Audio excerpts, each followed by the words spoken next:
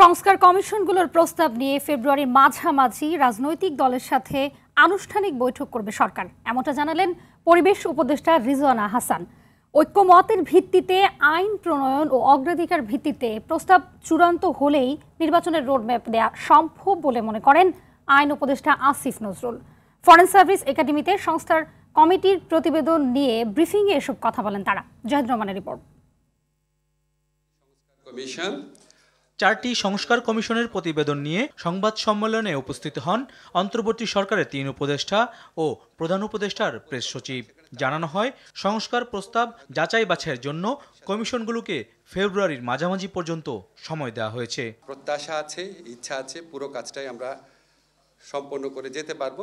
সংস্কার প্রস্তাব চূড়ান্ত ও বাস্তবায়নের রোডম্যাপ তুলে ধরেন উপদেষ্টা রিজওয়ানা হাসান। প্রায়োরিটিগুলো ঠিক হবে, কোনগুলোতে আমরা বেশি এমফাসাইজ করব সেগুলো ঠিক হবে। কাজেই আনুষ্ঠানিক আলোচনাটা আমার ধারণা কমিশন প্রধানরা যখন একটা পর্যায়ে চলে আসবে ফেব্রুয়ারির মাঝামাঝি জায়গায় আনুষ্ঠানিকভাবে শুরু করে দেওয়া হবে। উপদেষ্টা আসিফ নজরুল জানান, রাজনৈতিক ঐক্যমত্যের ভিত্তিতে প্রত্যাশিত সংস্কারের মাধ্যমে নির্বাচন করতে চায় অন্তর্বর্তী সরকার। আমরা ন্যূনতম কিছু সংস্কার সম্পন্ন করে যদি ইলেকশন করতে চাই তাহলে এই বছরে হবে।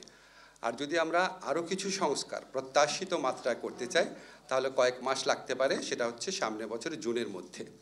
তো আমাদের সংস্কার কমিশনের প্রস্তাবের ভিত্তিতে রাজনৈতিক দলগুলোর সঙ্গে যখন আলাপ করা হবে, এটাই আমরা আইডেন্টিফাই করার চেষ্টা করব যে ন্যূনতম সংস্কার কোনগুলো আছে এবং এই বিষয়ে রাজনৈতিক মতৈক্য আছে কিনা।